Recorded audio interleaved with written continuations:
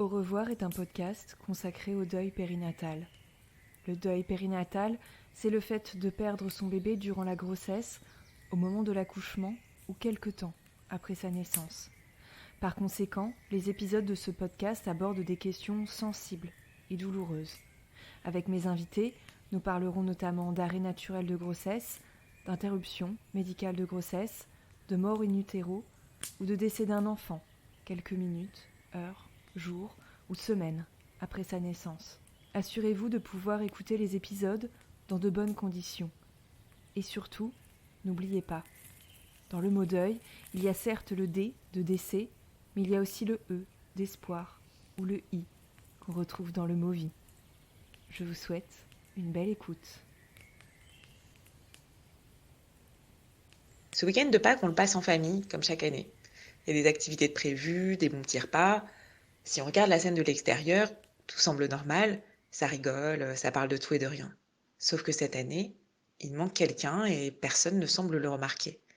Et ça me rend dingue. Moi, dans ma tête, ça bouillonne. Pourquoi tout le monde fait comme si de rien n'était?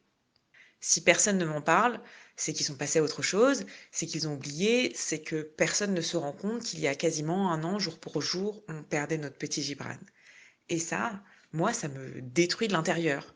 Je me sens seule, isolée au milieu de ma propre famille, incomprise, et surtout, je leur en veux. Je leur en veux de ne pas se rendre compte de l'ampleur de ma douleur. Alors à la énième question concernant mes projets de futures vacances, je leur ai demandé pourquoi personne ne pense à Gibran? Pourquoi personne ne m'en parle? Et c'est là que le voile se lève. Eux aussi, ils ont ce lundi de Pâques gravé au fond d'eux. Ils ont pensé à Gibran tout le week-end. Ils en ont même parlé entre eux, mais ne m'en parlent pas pour ne pas me rendre triste, pour ne pas me faire pleurer, pour ne pas que j'y pense et essayer de me changer les idées. Pour eux, ça part d'un bon sentiment. Et c'est là tout le paradoxe pour moi de la relation avec les proches dans le deuil périnatal. Eux ne m'en parlent pas pour ne pas me rendre triste, mais le fait de ne pas m'en parler, moi, ça me détruit de l'intérieur. Alors, ça peut être difficile à comprendre. Oui, si vous m'en parlez, je vais sans doute pleurer.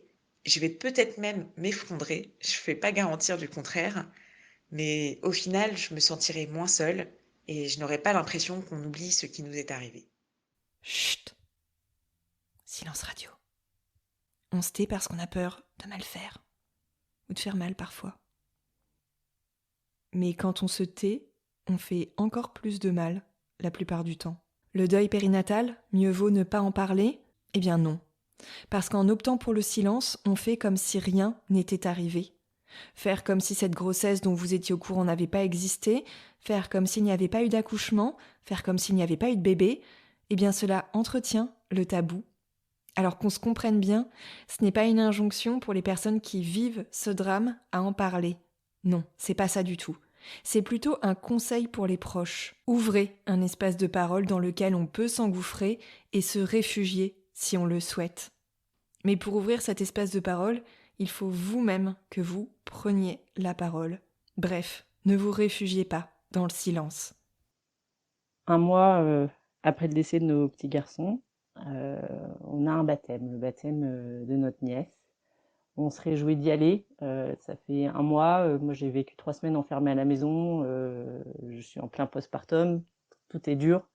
J'ai beaucoup de mal à retourner vers les autres. Mais là, je me dis, ah, c'est bien. On va être en famille. On va être entouré. Ils nous avaient beaucoup entourés pour ma première grossesse où c'était une PMA assez longue et assez difficile. Et donc, on se dit, allez, ça va bien se passer. On est content. On y va. Donc, on emmène tout le monde. On fait 5 heures de route, voilà, et on arrive là-bas. Et en fait, on est accueillis par des ça va, hyper enjoués, enfin bref. Et plus le temps passe, plus on se rend compte qu'en fait, personne ne nous parle des garçons, personne ne nous demande comment ça va. Et là, on est là pour 5 jours. Et en fait, moi, dès le premier soir, je m'écroule et je dis à mon mari, c'est pas possible, personne ne pense à eux, tout le monde les a oubliés.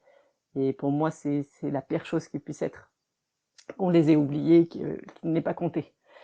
Et donc voilà, et au bout de 3 jours, on voit que rien n'arrive, on nous en parle pas du tout, on fait comme si tout allait bien. Alors nous, on donne aussi un petit peu le change, dans le sens où on est à un baptême, donc On se met un petit peu à l'écart de temps en temps quand c'est un petit peu dur, mais sinon, quand on est là, voilà, on participe pleinement et on est content d'être là. Et au bout d'un moment, Marie va voir sa mère et sa sœur pour leur dire, bah, vous savez, ce serait sympa d'en parler quand même et enfin, voilà, de demander en fait comment elle va, comment ça se passe. Et donc elles sont venues vers moi, elles m'ont dit ah bah oui, mais c'est difficile, donc on n'ose pas t'en parler parce que on a peur que ce soit dur. Et donc voilà, je leur ai seulement dit ce qui est le plus dur, c'est de penser qu'ils ont été oubliés. C'est d'en parler. Au contraire, je suis contente de parler d'eux et finalement, c'est dur tous les jours, c'est dur tout le temps, donc ce sera pas plus dur d'en parler. Au contraire, c'est dur quand on n'en parle pas.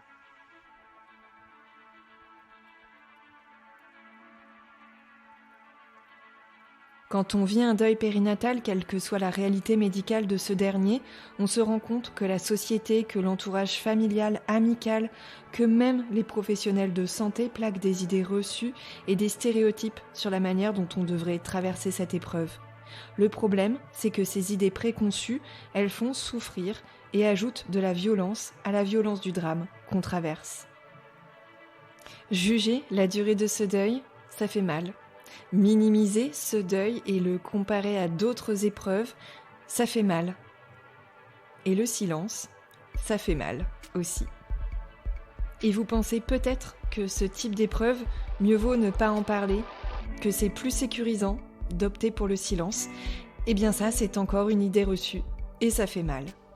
Dans cette série d'épisodes en 3 parties, en partenariat avec Yolanda, nous échangeons justement à propos de ces quelques idées reçues largement répandues et que toutes les personnes qui vivent ce type de deuil ont dû encaisser à un moment ou à un autre. Vous qui faites partie de l'entourage d'une personne qui vit un deuil périnatal, écoutez bien ce qui va suivre.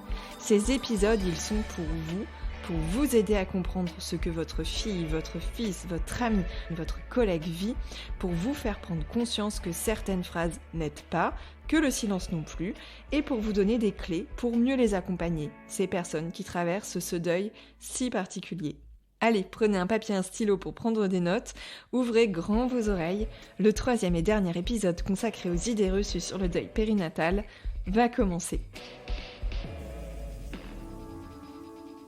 Salut Yolanda. Salut Sophie. Alors je suis très contente de te retrouver pour ce 3e épisode consacré aux idées reçues à propos du deuil périnatal, les idées reçues en général de l'entourage et de la société. Donc maintenant, 3e idée reçue qui revient très très souvent. Est-ce que t'es prête ? Je vais essayer de te la faire deviner. Allez, toujours prête. Si je te dis... Gros silence, hein. Ah ouais, suspense. En fait, c'est que... C'est ça l'indice, c'est le gros silence. Ah, c'est ça l'indice. Ah bah oui. Pardon, tu vois, Eh bah, c'est qu'il vaut mieux ne pas en parler du deuil périnatal. Voilà, le deuil périnatal. Tu vois, là, il y a eu un petit silence un petit peu gêné, là. Ah bah ouais. Ouais, je crois qu'on l'a toutes vécu, ce silence gêné, finalement. C'est une belle mise en abîme. Hein. Complètement, je me suis revue dans pas mal de situations. Il y a des situations, justement, qui te viennent à l'esprit, là. Sur le silence, oui. Le silence gêné ou effectivement ce truc où on tourne autour du pot. Enfin, tu vois, le truc où tu vois les gens qui tournent autour du pot qui vont essayer d'éviter un petit peu le sujet. Des fois, qu'ils diraient un mot qui l'évoquerait un peu directement et que du coup, tu pourrais t'engouffrer dans cette brèche pour parler de ce que tu viens de vivre. Moi, j'ai toujours l'image, tu sais, de l'éléphant dans le magasin de porcelaine, quoi. C'est-à-dire que t'es comme ça en famille, entre amis ou quoi que ce soit. Tu sais que c'est le sujet. Tu vois, toi, t'es là et t'attends qu'une chose, c'est que quelqu'un lance un petit truc, en fait, sur lequel tu pourrais grappiller pour le dire. Et tu sens cette tension et il y a rien qui se passe. Et ça, c'est terrible, quoi. C'est vraiment terrible. Ou alors, quand, par exemple, quelqu'un te demande la fameuse phrase vous avez des enfants, combien vous avez d'enfants, et que du coup, voilà, tu décides d'assumer pleinement, voilà, cette perte. Et là, c'est soit le silence, soit le changement complet de sujet. Donc oui, situation, je pense qu'on en a tous vécu de multiples fois. Ouais, le côté éléphant dans un magasin de porcelaine, c'est vraiment ce truc où ça prend énormément de place pour toi, mais tu sens que ça prend de la place pour les Ah, autres. pour tout le monde, ouais, c'est clair. Moi, je sais pas si tu as déjà vécu ça, mais moi, j'ai un repas qui me revient à l'esprit avec des personnes qu'on connaissait plutôt bien, des personnes qui n'ont pas arrêté de parler de boulot entre elles, et moi, j'étais en congé mat. Ah oui. Donc forcément, j'allais pas au travail à ce moment-là. Et en fait, elles ont pas arrêté de parler de travail entre elles, mais sans jamais m'inclure dans la conversation. Ou alors moi, j'arrivais pas à m'y engouffrer. Et au bout d'un moment, je me suis dit, mais c'est une blague en fait. Enfin, je... Oui, effectivement, je suis en congé maternité, donc c'était la peur que je parle de mon travail pour ensuite embrayer sur le fait que j'étais en congé mat, donc il fallait parler de ce que j'avais vécu, enfin ce truc, ou alors le silence, t'es avec quelqu'un qui ose pas te parler ou qui va essayer d'avoir des espèces de conversations prétextes. C'est ça. Ah, mais les situations, ouais, il y en a vraiment des. Ce que ça crée aussi, c'est que déjà, chez toi qui le vis, tu as des fois envie que d'une chose, c'est qu'on te tende une perche, en fait, pour pouvoir parler. Et donc, du coup, bah, tu l'attends, tu l'attends, tu l'attends, et Ou ça peut. parfois tu l'attends toi-même, cette perche, mais personne Ouais. ne la grippe. La prends. Ah oui. Ah bah ça aussi, et ça c'est compliqué aussi. Ça c'est T'as compliqué. l'impression de devoir te battre. Bah tout le temps en fait, c'est compliqué en plus parce que finalement en fait si le sujet il était voilà traité pleinement, tu pourrais en fait entre guillemets passer à d'autres types de conversations, etc. Tu te sentirais en fait légitimé quand même, mais en fait le fait d'attendre, ça ne fait qu'alourdir l'ambiance, l'atmosphère en fait.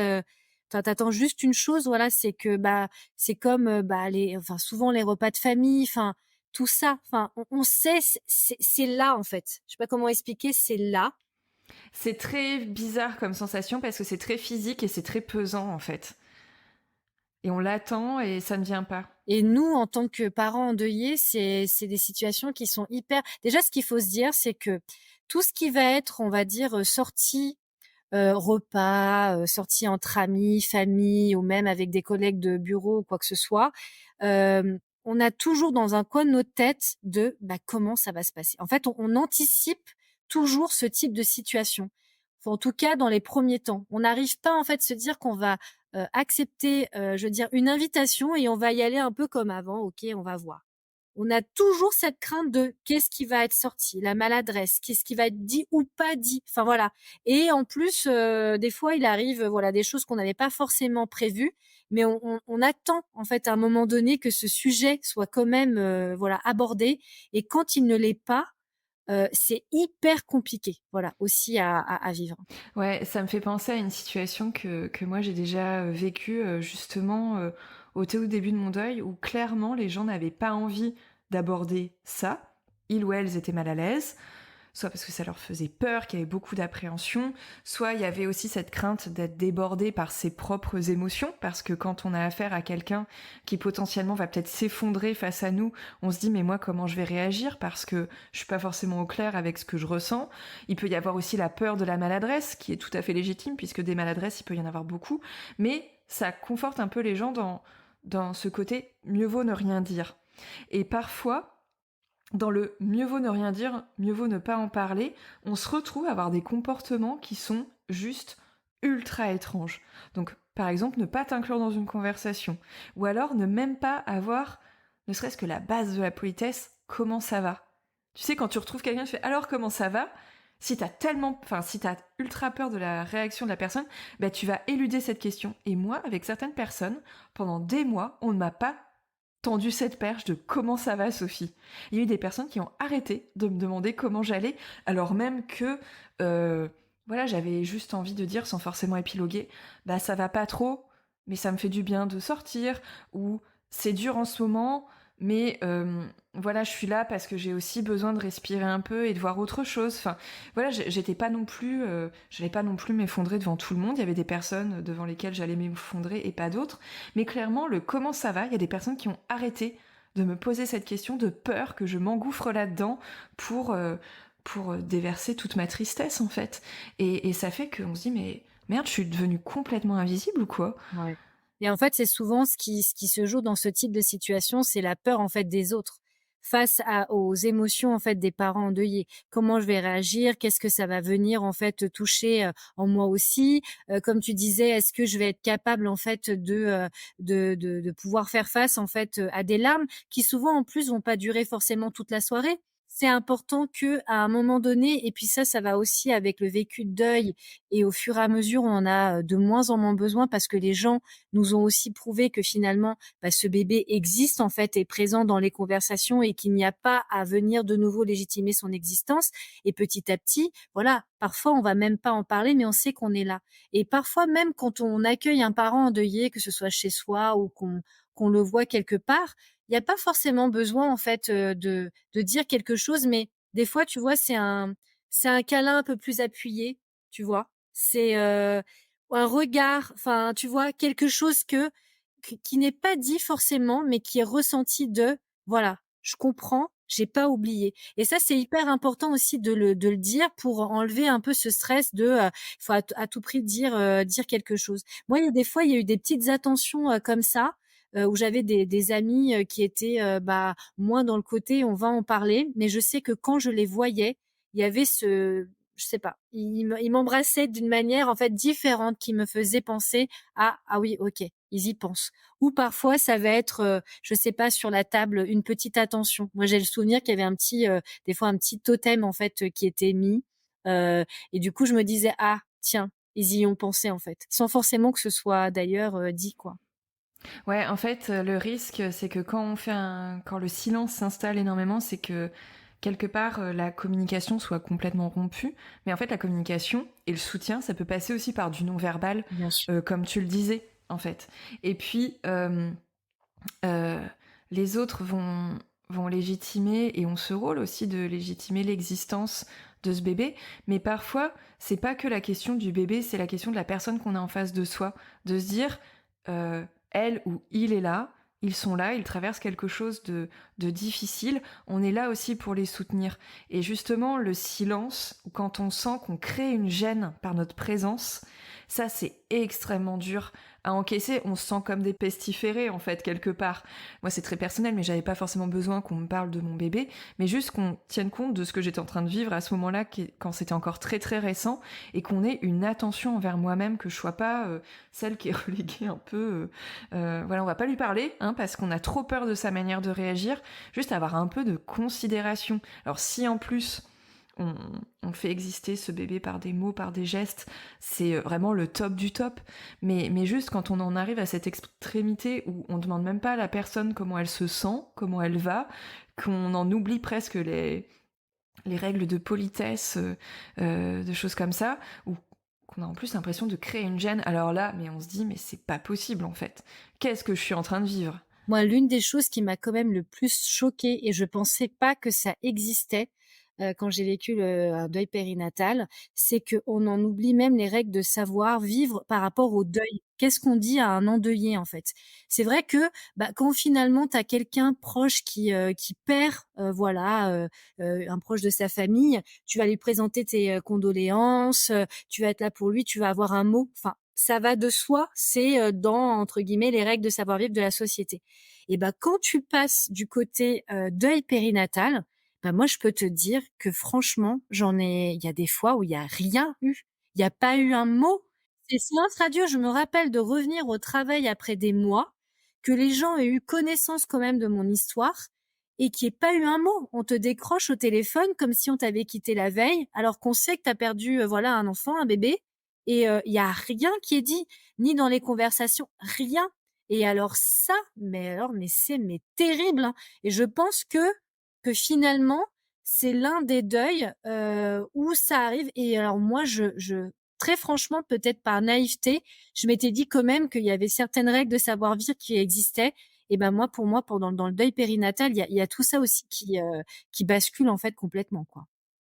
Ouais, et puis ce silence, cette non prise en considération de ce qu'on a vécu, ça crée un sentiment d'exclusion qui se surrajoute en fait à déjà cette impression d'être mise de côté dans le monde de la maternité. C'est-à-dire qu'on a vécu une grossesse plus ou moins longue, mais on n'a pas de bébé dans les bras.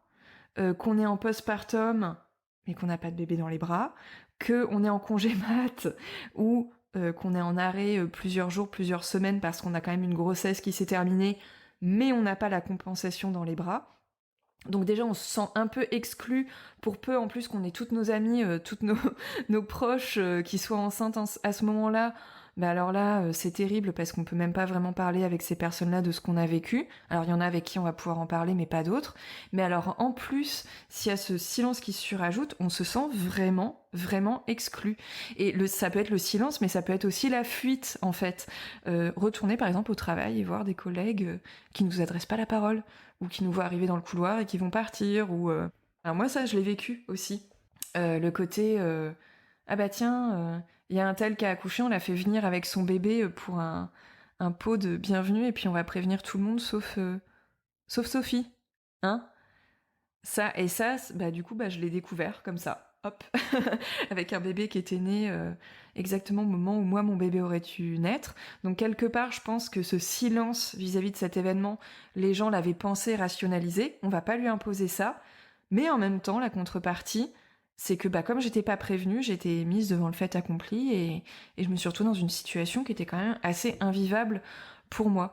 Donc ça, c'est, je trouve, extrêmement compliqué. Donc le deuil périnatal, mieux vaut ne pas en parler.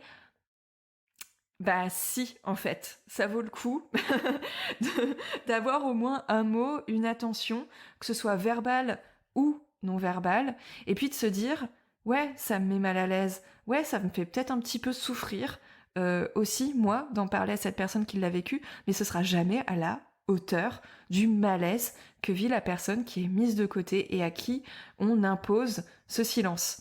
Et par ailleurs, le deuil périnatal, ce n'est pas contagieux, c'est pas parce qu'on en parle que ça va nous arriver. Mais ça complètement. Et puis en fait, le fait de pas en parler, c'est comme si ça avait pas existé. Et ça, c'est typiquement l'une des choses qui est le plus difficile parce qu'on a déjà du mal quand on a vécu cette épreuve en fait de se dire que ça a existé. Enfin voilà, de se rendre compte en fait de tout le vécu qu'il y a eu avec ce bébé. Et à un moment donné, quand en plus il y a ce silence de la société, des personnes qui nous entourent ou quoi que ce soit, on se demande bah est-ce que ça a réellement voilà existé. Et donc ça c'est vraiment hyper important en fait qu'il y ait ce côté. Je me dis toujours moi avant comment j'aurais réagi. Voilà, je peux pas en fait lancer la pierre en fait aux personnes aujourd'hui qui sont confrontées voilà au deuil périnatal de près ou de loin parce que je ne sais pas moi-même comment j'aurais réagi dans ce type de situation. C'est juste Ça, c'est tout à fait évident. voilà. On peut pas savoir, et il s'agit pas de blâmer, voilà. Mais c'est vrai que on peut dire maintenant qu'on l'a vécu, ce qui nous a fait du bien, ce qui aurait pu nous faire du bien. Et je pense que les personnes, elles ont aussi besoin d'être guidées, en fait. De dire qu'est-ce que je peux faire et qu'est-ce qu'il vaut mieux ne pas faire. Bah, c'est ça. Et même si t'as pas, enfin, moi, tu vois, voilà, je parlais du fait que quand tu décides véritablement, voilà, quand tu as la force et que tu as l'envie d'assumer en fait que tu as perdu cet enfant et que quand on te pose des questions, tu en parles. Au début, c'est très difficile en fait d'être confronté à des personnes qui vont changer de sujet, qui vont minimiser ou pas rebondir dessus ou quoi que ce soit. Déjà, c'est vraiment un véritable apprentissage en tant que parent endeuillé en fait de se dire bon bah ok, elle a pas réagi, comment je me sens vis-à-vis de ça, je me sens mal ou quoi que ce soit. Au fur et à mesure que c'est dit, finalement, le malaise, ça appartient à la personne, ça ne nous appartient plus. Il faut surtout faire ce avec quoi, en fait, on se sent, voilà, le mieux. Et se dire que finalement, face à nous, on a aussi des personnes, on ne sait pas quels sont leurs vécus. Moi, parfois, j'ai été étonnée de me rendre compte que bah, certaines personnes avaient vécu aussi un deuil périnatal et c'est pour ça en fait qu'elles n'en parlaient pas forcément ou quoi que ce soit parce qu'on a tous aussi des manières différentes d'apprivoiser en fait ce deuil et cette peine. Donc ça, il faut le respecter. Mais c'est vrai que quand vous sentez que vous êtes face à des personnes qui ont ce besoin, qui l'assument, qui le disent, qui en parlent, ça veut dire que voilà, il y a ce besoin de ne pas passer sous silence en fait. Mm. Et puis parfois, on peut être aussi confronté à des personnes dont la grossesse s'est arrêtée ou qui ont perdu un bébé et qui vont pas être en capacité d'en parler à un instant T. Ouais. Et ça, il faut aussi le respecter. D'où le fait que c'est extrêmement difficile d'être proche d'une personne qui vit un deuil périnatal. Mais c'est pas parce qu'elle n'arrive pas à en parler à un instant T ou qu'elle ne souhaite pas en parler que il faut enlever tout type d'attention à son égard, en fait. Et c'est vrai que, comme tu disais, parfois ça se passe de mots. C'est-à-dire qu'on peut avoir envie d'en parler, on peut ne pas avoir envie d'en parler, mais juste de montrer qu'on est là et qu'on sait que cette personne, elle a vécu une épreuve, et lui manifester, par exemple, du soutien à travers voilà, une accolade ou une main sur une épaule ou un petit texto «je pense à toi» ou des choses comme ça. Ce sont des mots, ce sont des gestes qui permettent de ne pas minimiser et de ne pas invisibiliser. Et il n'y a pas forcément parfois besoin d'en parler pendant des heures, mais juste ce qui est compliqué, c'est quand l'absence de parole et l'absence de gestes nous renvoient directement au fait que les gens font comme si ça ne s'était pas passé, en fait. C'est surtout ça, c'est ce type de silence-là qui est extrêmement gênant, comme si les gens se disaient, bon, on va l'aider à aller un petit peu plus vite, on va reprendre la vie là où elle en était avant cette grossesse. Mais sauf que pour la personne en face, c'est pas possible de reprendre la vie là où elle en était. Tu reprends pas ta vie, tu la reconstruis en fait pleinement. Hein, déjà ça, c'est hyper important. Et puis finalement, tu vois, moi j'ai l'exemple de ma grand-mère. Ma grand-mère a aussi perdu sa deuxième fille. Et du coup, bah, ça fait 60 ans. Et je sais qu'à son époque, on lui a dit en fait de très vite faire un autre enfant et de pas en parler ou quoi que ce soit. Chose qu'elle a fait pendant voilà toute sa vie. Et quand moi-même j'ai perdu voilà ma fille, et bah la première chose qu'elle m'a dit, c'est il faut être forte, il faut aller de l'avant. Enfin parce que c'était tout ce qu'elle avait entendu hein, finalement à son époque. Mais quand à un moment donné, tu te rends compte à quel point ça la ronge encore aujourd'hui et qu'elle a envie d'aller rejoindre en fait sa fille en fait qui l'attend, à quel point ça marque, ça bouleverse voilà une existence.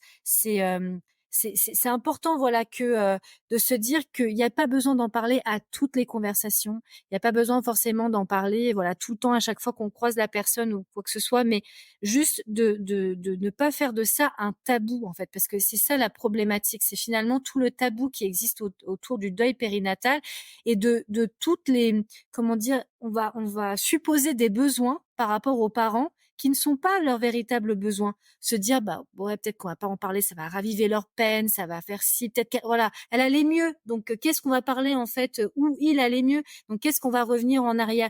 Il n'y a pas de retour en arrière, en fait. Au fur et à mesure, la personne, en fait, elle se construit petit à petit, de nouveau, et c'est pas facile. Et c'est important, voilà, de dire qu'il n'y a pas d'oubli. Voilà. Qu'il y a pas d'oubli. En tout cas, cette question du silence, du il vaut mieux ne pas en parler, je trouve que c'est vraiment dans les premiers jours, premières semaines, premiers mois du deuil que là c'est extrêmement douloureux et qu'il y a une incompréhension. Parce que finalement, à chaque fois qu'on revoit une nouvelle personne qui fait comme si rien ne s'était passé, c'est encore un petit couteau dans le cœur, quoi. Enfin, un petit coup de couteau dans le cœur de se dire « Non mais mon Dieu, là ça fait 15 jours, c'est quoi cette gêne qui s'installe ? C'est quoi ce... pourquoi on me demande pas comment je vais ? Enfin, c'est... Bien sûr qu'on va pas se mettre à parler de l'accouchement ou de choses comme ça pendant des heures à toutes les personnes, mais juste face à... Ouais, c'est quand même un sentiment qui est extrêmement compliqué à, à, à vivre, en fait. De se dire, non mais j'ai accouché il y a 15 jours, comment on peut faire comme si ça ne s'était pas passé ? Comment on peut faire comme si tout était ok pour moi, quoi. Ça, c'est extrêmement, je trouve, compliqué. Alors, parfois, il y a aussi le fait que, comme on insiste beaucoup sur les entre guillemets, bourde des gens ou maladresse, il y en a qui vont se dire je préfère ne pas en parler plutôt que de dire n'importe quoi. Ouais. Ça peut être un parti pris, mais je pense qu'on peut faire mieux. Et c'est pour ça qu'on va on va peut-être pouvoir donner quelques petites pistes, il y en a déjà quelques-unes qui ont été formulées. C'est que parfois on se dit mais est-ce que c'est le bon moment ? Est-ce que c'est le bon endroit pour en parler ? Bah en fait, voilà, demandez à la personne que vous avez en face de vous. Ouais, demandez. Si on en parle et qu'on voit en face de soi la personne qui est déstabilisée, qui pleure, c'est dur aussi de voir une personne pleurer en face de soi.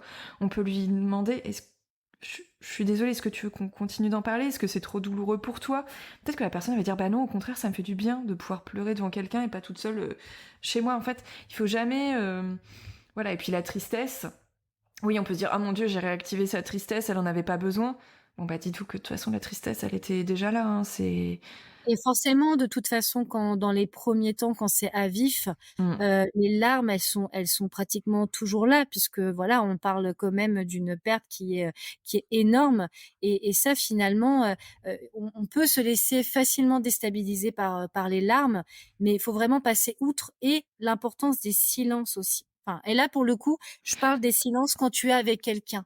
De mmh, la laisser vraiment exprimer et s'il y a besoin d'une minute de silence, et ben des fois, en fait, on peut être là, en silence aussi. Enfin, je sais pas comment expliquer, o oui, bah, en fait, c'est la différence entre le silence gêné ou le silence, on tourne autour du pot et on n'en parle pas trop, et le silence qui est un silence Ouais, d'écoute, en fait, et c'est ça. d'accompagnement.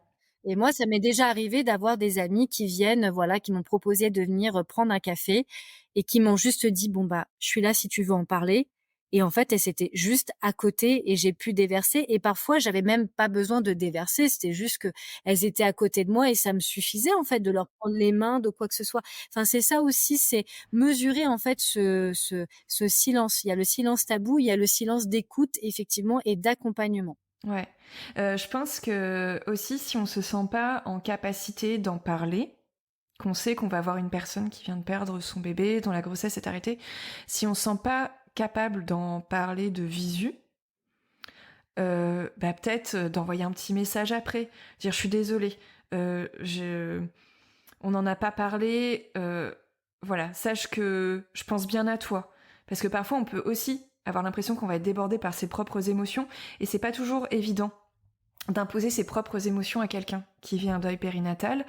On n'a pas forcément envie de lui imposer, parce que oui, il y a des moments c'est quand même très compliqué à recevoir les émotions des autres, et de se retrouver dans une position où non seulement on n'arrive pas à être consolé, mais il faut consoler les autres, ça c'est un peu dur, mais juste de recevoir après un message en disant, voilà, on n'en a pas parlé directement, mais sache que je pense à toi. Ou, si on se sent pas d'en parler en face à face, d'envoyer un message vocal, d'envoyer un email, d'envoyer une carte, de dire je suis là en fait, de laisser la porte ouverte au dialogue. Ça veut pas dire que la personne en face de vous va vouloir absolument en parler après, mais de savoir que on pourra un jour en parler, bah ça fait du bien d'être pris en considération. Et puis on peut être là autrement dans le non-verbal aussi, comme tu disais. Une chose que je rajouterais aussi, c'est, et ça, c'est parfois difficile à comprendre quand on envoie un message ou quand on a une attention, en fait, envers un parent Mm. endeuillé. On s'attend toujours, en fait, à un mot en retour ou Oui, quoi que ce à soit une réponse. et voilà et parfois, en fait, c'est terrible, mais même ça prend, en fait, une énergie de Mm. dingue. Il faut se dire, c'est que c'est toujours hyper bien reçu, en fait, quand on reçoit, voilà, une intention, un mot, un texto, quoi que ce soit et qu'il faut vraiment pas prendre mal le fait que le parent, à cet instant T de sa vie, n'arrive pas, en fait, à vous faire des retours.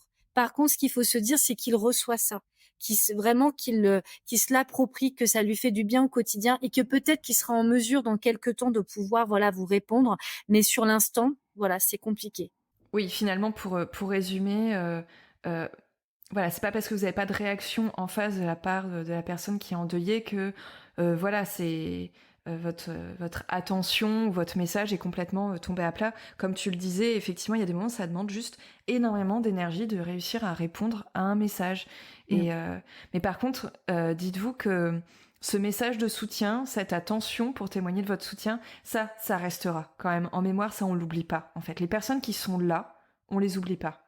Par contre, celles qui, euh, qui nous ont un peu ghostés, j'ai envie de dire, oui, il y a des personnes qui ne donneront plus jamais aucun signe de vie, ou qui nous ont mis dans des situations extrêmement difficiles à vivre parce que zéro attention et le silence le plus complet. Ça, on s'en souviendra Oui, aussi. on n'oublie pas non plus, hein. Et puis voilà l'importance de se dire aussi de respecter un peu le rythme, voilà, du parent endeuillé parce que, il y a des gens qui vont vouloir en parler tout de suite et qui vont avoir envie, en fait, et le besoin d'avoir des intentions, de parler, de mettre des mots. Il y a des personnes qui ont besoin de plus de temps, d'abord s'approprier leur histoire, de se refermer un petit peu, de centrer, voilà, sur eux et qui vont avoir ce besoin peut-être des mois ou des années plus tard et souvent et bah, du coup, c'est vrai que, par rapport aux proches, c'est pas toujours évident parce qu'on marche vraiment sur des œufs et on se dit: «Bon, bah, finalement, il veut pas en parler», mais peut-être qu'il veut pas en parler à un instant T. Donc ne pas, voilà, hésiter si vous sentez que ça change dans le discours de la personne, que finalement, bah, elle en parlait pas et que là vous sentez: «Ah bah tiens, elle commence à en parler, elle commence à lancer une perche». Peut-être que vous aussi, vous par le biais de vos attentions ou des messages de «je suis là» et cetera, ça peut aussi amener la personne petit à petit à se confier Mmh.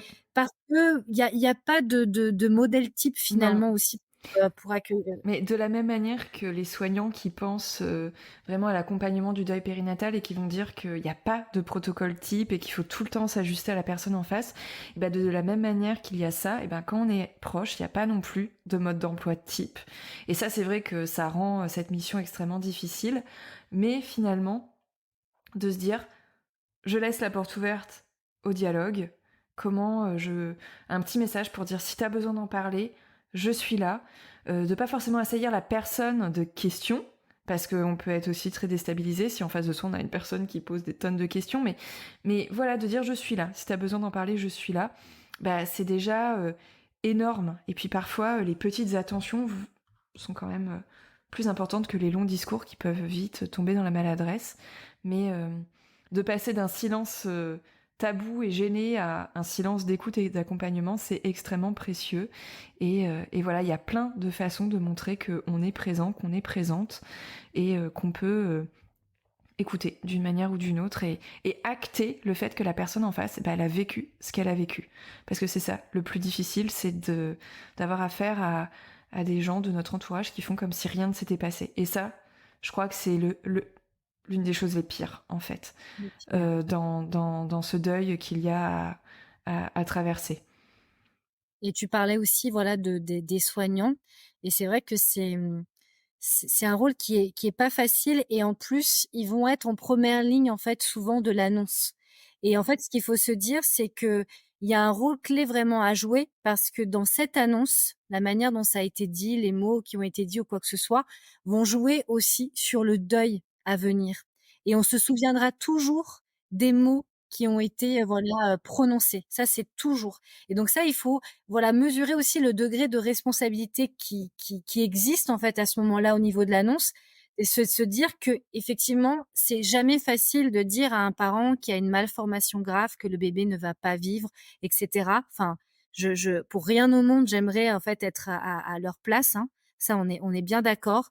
Mais juste mesurer ce qui se joue dans cet instant-là et que ce moment-là, mais on va se le refaire toute notre vie. Et donc, c'est important, voilà, de se dire, de mesurer les mots et de ne pas être voilà, dans le jugement. On est bien d'accord. Bah, je te remercie énormément, Yolanda, pour ta participation à cette série d'épisodes. Je suis très heureuse d'avoir pu échanger avec toi et j'espère que voilà, ça pourra un petit peu guider l'entourage des personnes qui vivent un deuil périnatal parce que on le sait, c'est pas une position qui est facile, mais avec des petits repères, on peut être présente de la manière la plus douce possible. Donc voilà, et puis l'enjeu il est assez important en fait. C'est pas un petit deuil, c'est pas un deuil express, c'est pas quelque chose qu'on va résoudre en 3 jours et en plus il y a un tabou et ce tabou il faut le lever pour que ce deuil puisse se faire de la manière la moins violente qu'il soit, je pense. Et puis se dire que plus on en entendra parler, on a en fait autour de nous parfois des personnes qui vont le vivre et qui le savent malheureusement pas encore. Et c'est important en fait que plus ce message est diffusé, plus quand ça va nous arriver, on se sentira aussi moins seul. Et c'est ça aussi l'importance de toute la sensibilisation qui doit être faite. Bah merci Yolanda. Et pour en fait conclure ce sujet sur le silence, c'est vrai que quand on vit un deuil périnatal, on est déjà plongé dans une solitude immense. Et le silence fait que ce sentiment de solitude est quand même pas mal décuplé et on n'en a clairement pas besoin. Donc je te remercie énormément pour ta participation. Merci, à bientôt. Ciao.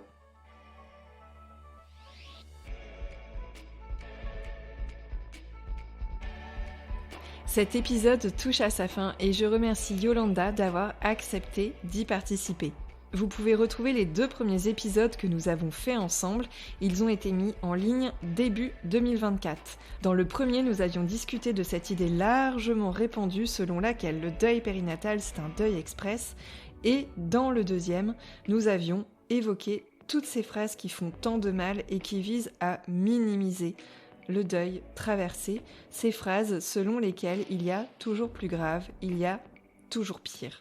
Eh bien non, les hiérarchies et les classements ne permettent pas de se relever plus rapidement, bien au contraire. Un grand merci à toutes celles qui ont témoigné dans ces épisodes et en particulier celles qui ont fait résonner leur voix dans celui que vous venez d'écouter. Je vous remercie pour votre écoute et je vous donne rendez-vous tout bientôt pour un prochain épisode inédit d'Au revoir podcast. En attendant, je vous donne rendez-vous sur les réseaux sociaux et plus particulièrement sur Instagram, sur le compte aurevoir.podcast pour découvrir du contenu supplémentaire pour lever le voile sur le deuil périnatal. Je vous dis à très vite.